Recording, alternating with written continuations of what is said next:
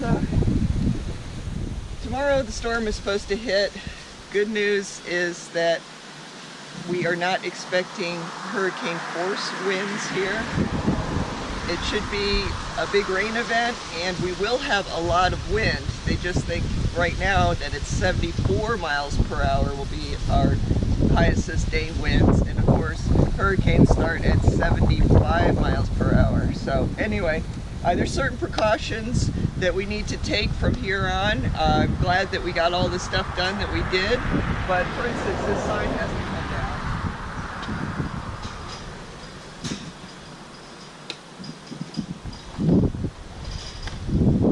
Put that on the ground so it doesn't put too much pressure on the gate.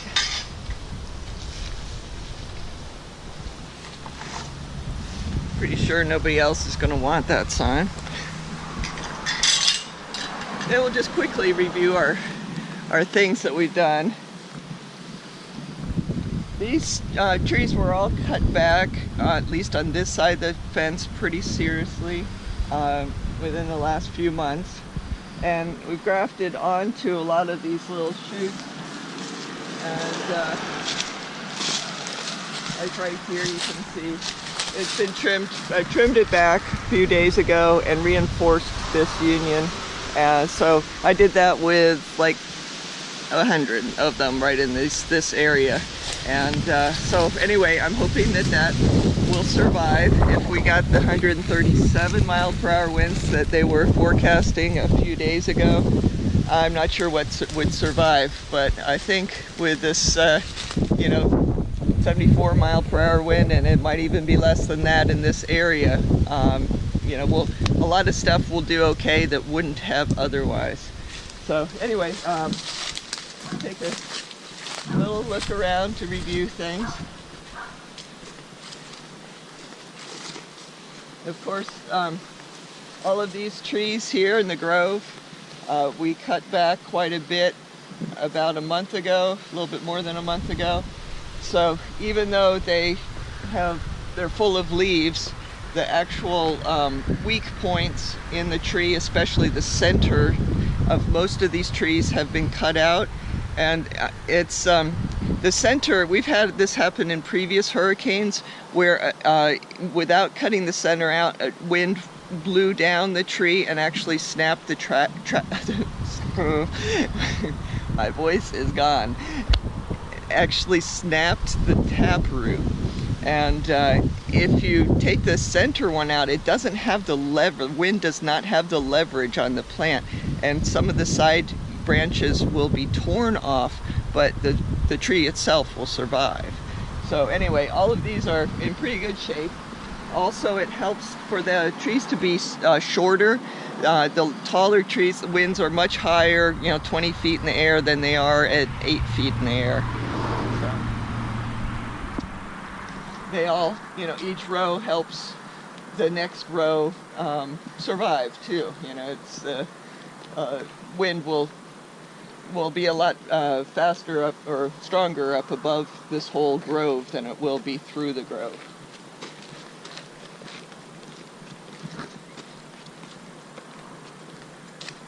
It's supposed to rain. Rain's supposed to start later this afternoon. Things like this tree, which is all new grafts, it's about a year old on the oldest of the grafts, and that's something that I haven't cut back yet, and I'll probably get around to that before the rains come. But if I don't, we might lose a few branches, but we won't lose the whole project.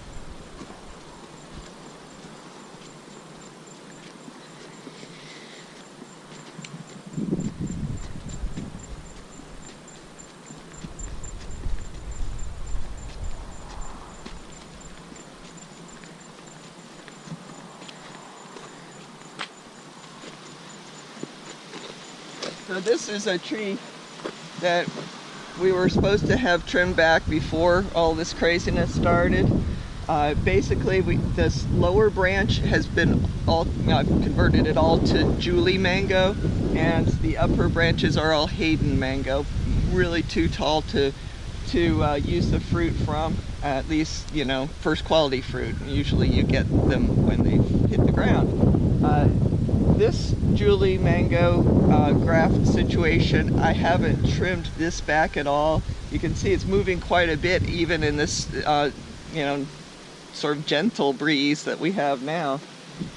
So I'm not sure if I'll trim that back or not. On another tree that Julie grafts were older, and I trimmed those back a lot, as you might notice, might remember from one of these hurricane prep videos. So if I don't get around to this, it'll be an experiment as far as how the young grafts can survive or not. But anyway, that's the story of that tree.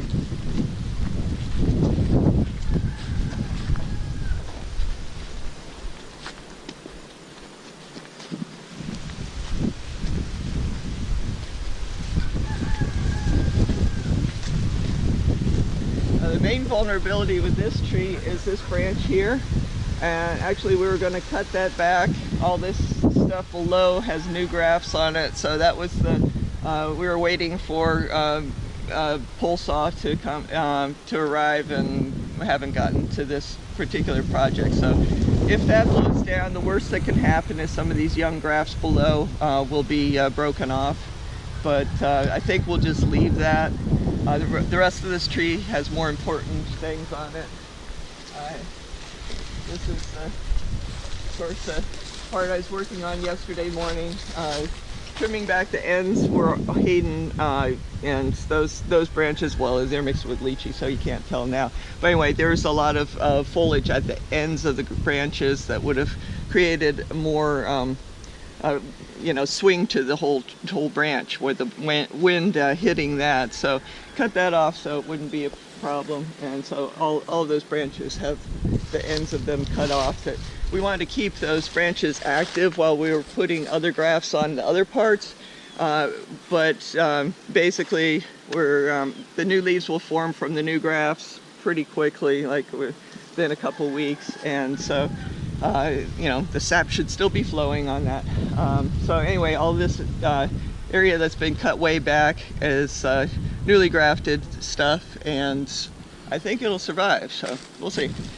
And of course this tree, I cut back you know, a lot of the height of these new grafts. There's a lot of varieties on here, and you know, I think it'll be okay. If I have time, I might cut some of the young leaves that I'm seeing now.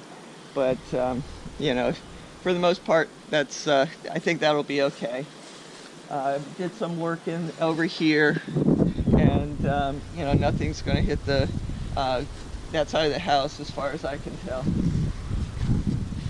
course, this is lychee from our project yesterday, taking out a lot of the trees here. We got some, when the branches get lateral and really long, they're especially vulnerable to breaking, and so anyway, those are really not vulnerable anymore. And then, you know, we've got a big heap of you know, large branches next to the house. That can be a little fun job for after the storm. Be a fair amount of stuff to haul out to the street with our little golf cart, you know. Load up those branches as high as they go, put it, you know, take them out there. The area back here that I haven't quite gotten to, that'll be pretty fast. That's all the Coxhollow Neelam that usually is 5 or 6 feet tall, and it's just need to cut it back to that. You know, I don't think it's a big risk for the storm, but it, you know, possibly those could get adjusted a little bit. You know, thing if we were having stronger winds, I might take off some of the fronds from the coconuts. They have gotten toppled over in past hurricanes, so I don't know, maybe I'll feel energetic and do a few anyway. But the palms are meant to withstand a lot of winds, but we have found that they do have a breaking point. Sometimes just snapped off of their roots. Here's one that from a past hurricane that we didn't have a chance to right it. And so this was how far, how tall it was when it was toppled over. And then from that point forward, they grow straight up. So sort of a little history of its life right there for everyone to see.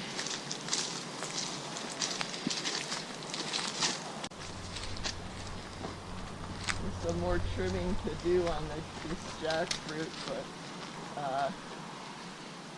I think we'll have time to do that. It's you know, I'd hate to have it go into the shade house. You know, the screens are going to be all off in about 2 hours. We'll tie up the sides also, and it would be a shame to have a tree fall on top after we have tried to protect it every other way. Oh, this is fun. I think it's a day and a half ago we trimmed the tops off of these, and this is how far this banana has grown in a day and a half.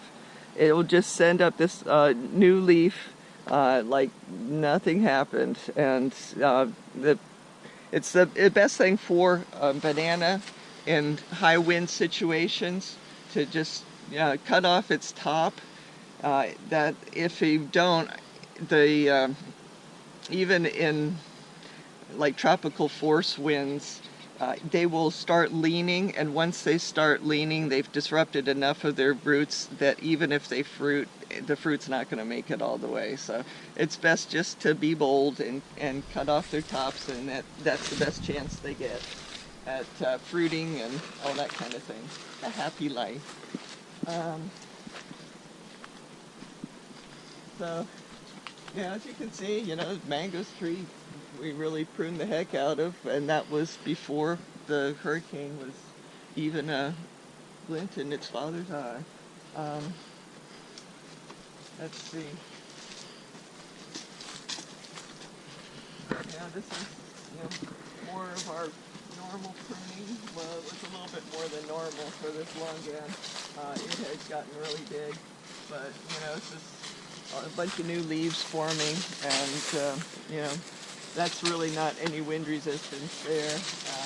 This leaf tree used to be about 3 times as big, maybe. So anyway, it's got a nice root system, and it's halfway down the hill, so I don't think that's a risk either.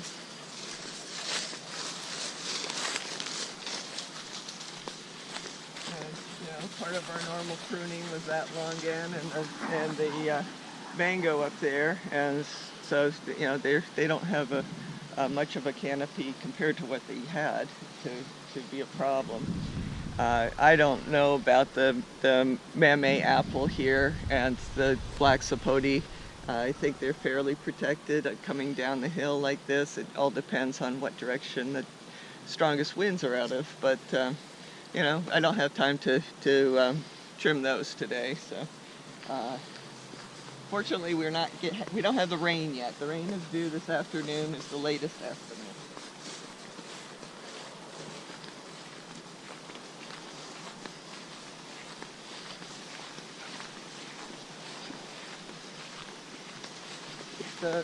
Here we have some bananas. They're at the very bottom of the hill, and they do have a lot of trees from the neighbors sort of protecting them. And yeah, I'm thinking possibly we'll leave them here and see how they do, like this. But if you look over at this banana, it's already leaning. It's got the weight of those bananas that it's developing, plus the wind. So I don't think that one's going to make it. It's going to lean too much, and then it'll eventually die before those bananas are ready. So anyway, we can figure that out later.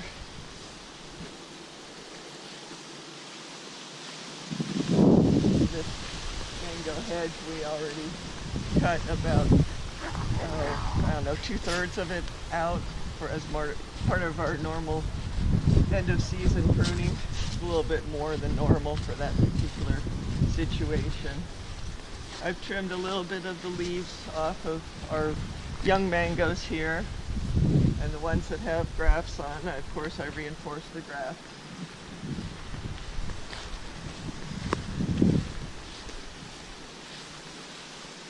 And you know, this was pretty dramatic. Our tractor has this little lean-to, and the tarp is all ripped up. And it looks like the after picture of a hurricane, and actually this happened way before, and we just haven't gotten around to cutting it down and putting a new one on, and we really don't want to put a new one in before, you know, a hurricane. And so we'll get to that after we clean up the rest of this stuff on Monday or next week or the week after that or whatever. This area, because it's at the bottom of the hill, is more protected. We have the church across the fence and the hill on this side. This shipping container is not going anywhere. There was the guy that we bought this from, it was in South Bay, and they had a direct hit. I think it was from Wilma, and he said that they had the shipping containers stacked 3 high, you know, no tie downs or anything, and then they had a warehouse, and there's, after the hurricane, they couldn't locate the warehouse, any piece of it. It was completely blown away, and the shipping containers that were stacked 3 high didn't move an inch. So anyway, we're, you know, that combined with being at the bottom of the hill, I think that's a very safe place. This collection of collectible pots is, you know, it's not the end of the world if it blows around, but basically all the, you know, the south and the east sides are protected, and so there's not very many places where they could grow. I might as well check for a little bit of fruit, see if anything's ready to pick.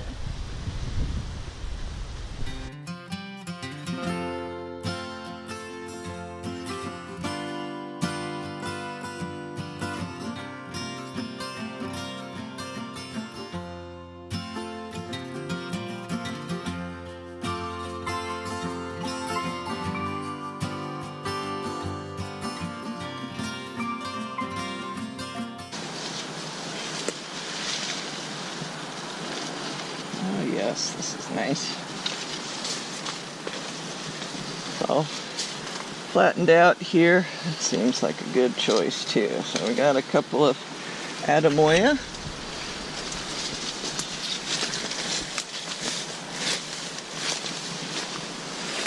And we'll go check on Jack. Good old Jack.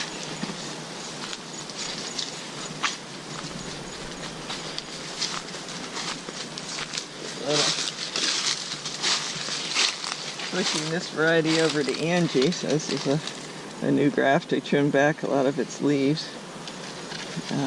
So this graft got hit by a falling branch, so that's why it's dead. That was not related to the storm. It was related to trimming the tree above it. And this is the graft here. This is Angie. This one is a good demonstration of how getting a good union is important. Is there's a graft above it which should have taken, but I was using my quick method of just using the buddy tape without the elastic, and so it didn't, this particular branch was moving around too much for that to work. So this second one, Live and Learn, has the elastic here, and so that's why it was successful and the first one wasn't. And of course, learned on even more than one branch. There's another Angie graft that was successful.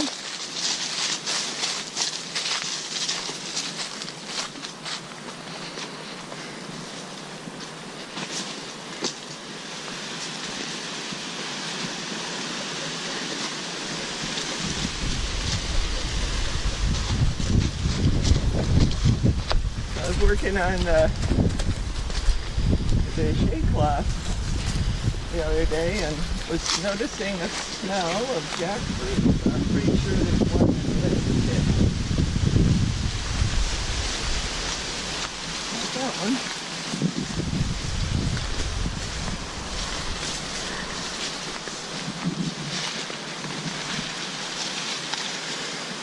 Yep, this is lovely.